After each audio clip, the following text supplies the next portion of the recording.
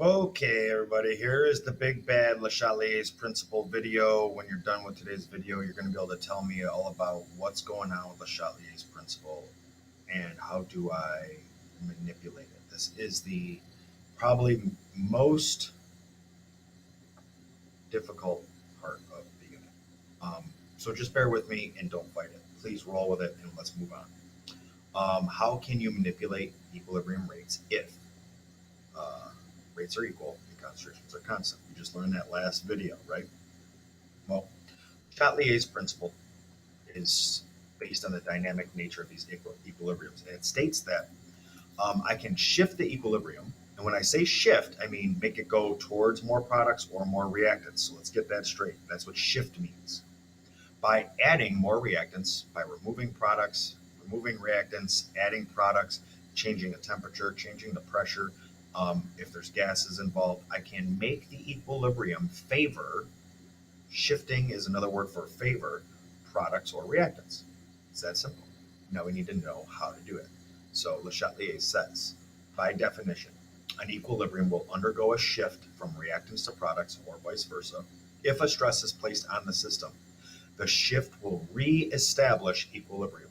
So there's the neat thing that Le Chatelier figured out about these systems that are at equilibrium. There's something special and magical about equilibrium, and a reaction can almost sense it. And the reaction, once it is in equilibrium, will do whatever it takes to stay there. It's kind of weird, but it's the truth. And equilibriums, it's where like the magic of an equilibrium really lies. And we can use this to our advantage in industry and all sorts of, if I'm making a product. And so, it's good to know these kind of things. We're going to use these. And actually, are we going to use these? No, we're going to just manipulate this stuff all theoretically. We are literally in lab going to just manipulate the reaction rates based on concentration. Okay. So stresses include adding or removing products or reactants. Adding or removing, we're going to call that adding and taking, okay, in the saying. Okay, and I can do it to either products or reactants. Whoopsies, went too fast. I can increase or decrease the temperature. So notice I can mess with temperature both ways. And I can increase or decrease pressure. And this is only going to affect gases. Okay, and then we need to know what happens when I make these changes, right? So rules for determining the shifts. So this is the rule that we say, we have a saying, it's called away from what I add towards what I take. So all equilibriums will shift away from what I add. That's the AA. And then I'm going to say TT. Oh, I'm going to say shift away from what is added. I shift away from what I add, and then I towards what I take. So there's the TT. All equilibriums will shift towards the chemical that is taken or removed. So TT means shift towards from what is taken. TT. I go away from what I add and towards what I take. And then different stresses have their own different effects. So concentration. Adding or removing a chemical will shift equilibrium according to the AATT rules, which is just generically for saying if I add it, I shift away. If I take it, I shift towards. That's how I apply AATT to adding and taking. Okay? But that's concentration. Temperature is adding heat.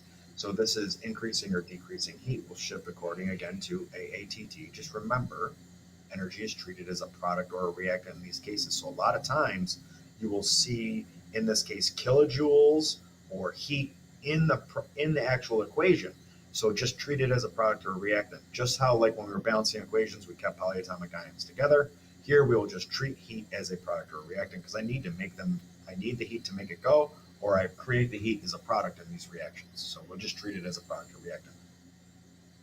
Pressure again, I can increase or decrease pressure on the system, and it will shift the equilibrium only if gases are involved.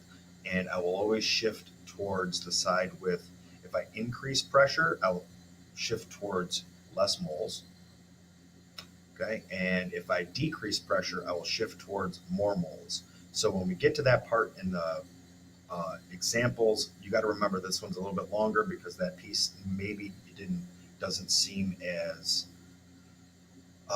easy with the AATT. Okay, so this is the increasing pressure, decreasing pressure, kind of has its own little rules, and it's kind of obscure. It's kind of the redheaded stepchild of the bunch, if you what I need to know about shifting equilibrium. So the direction of the equilibrium can be shifted by stressing the system as described. The amounts of the products and reactants will change based upon the stress and where it is. Is the stress on the reactant side and I'm going away? Or is the stress on the reactant side and I'm going towards? See what I mean? We'll have to work these out. Once equilibrium is reestablished, then the concentrations are constant and the rates of the forward and reverse become equal again. So once I get back to equilibrium, I stop changing concentrations. Okay? And we have some examples that I believe are not animated, so I have to do these by hand. So you're gonna have to excuse me while I step to the board, and I'm gonna walk our way through this AATT thing. All right, it says if I add water to the equilibrium, it will shift to the blank. Now, even though it's water gas, I'm not talking about pressure. So I'm going to add H2O. So underneath H2O, I'm going to find H2O. Here it is. And I'm going to add H2O. Okay, if I add H2O, that's not the answer, by the way, that goes on the line. I can do it above. I tend to do these things below. If I add H2O, the saying is AATT, right? If I go away from what I added, notice, a product. So if I go away from what I add, I go, and I'm adding a product, away from what I add is towards reactants, okay? So the equilibrium shift will shift to the reactants or to the left. I'm not sure, right, to the left. And the concentration of NH3 will go what? Well, if I shift towards the reactants, everything on the reactant side goes up. And then once I shift towards the reactants, now everything on the product side goes down. So now you can't draw those lines all over this thing. I'm doing that for the teaching purposes, but that's how these things go. Now notice I circled that initial increase in the H2O. I increase H2O and then the reaction re-equilibrates.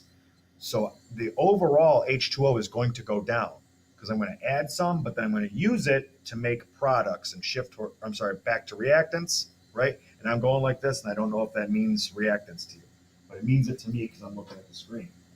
And this is how this is going to go every time. I need to get my AATT back up there. I'm going to switch colors and keep going. So AATT, if I add oxygen gas, so notice the oxygen is here.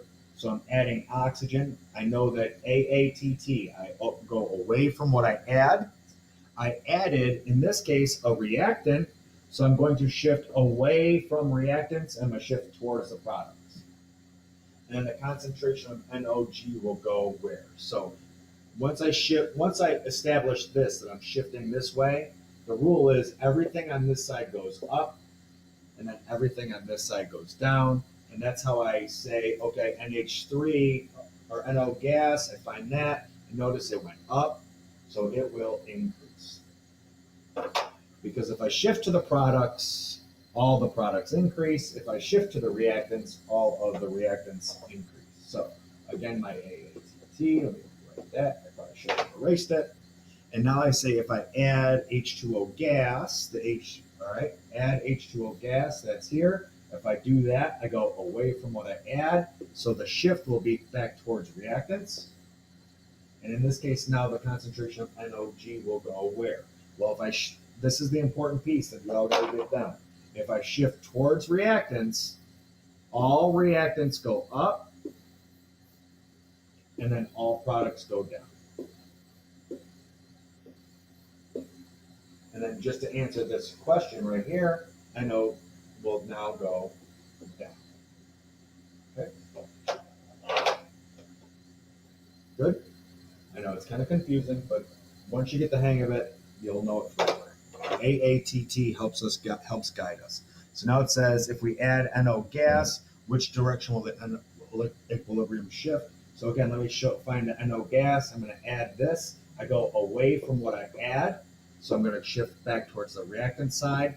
If I shift to the reactant side, all reactants go up, all products go down, because I use up those products to create those reactants.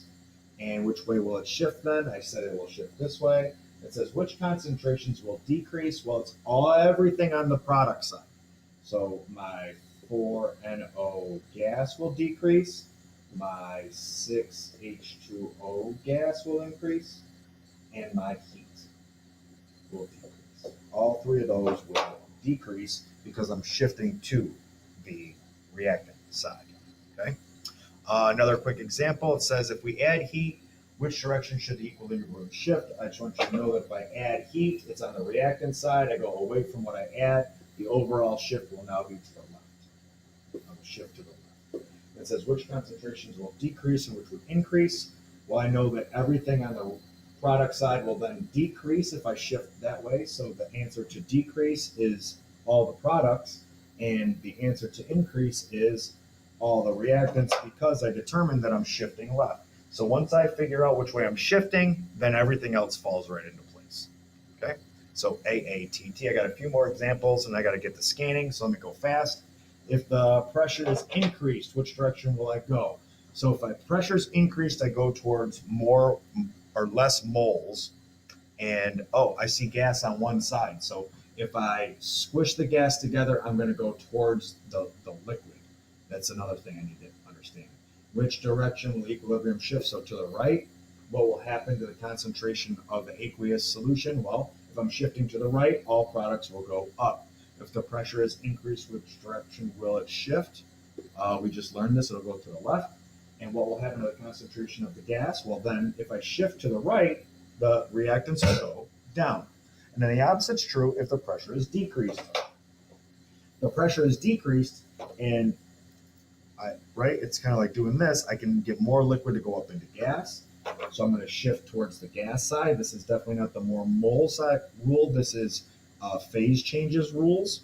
So I'm going to shift to the left. And if I shift to the left, what will happen to the concentration of the products? Well, the products will go down if I shift to the left.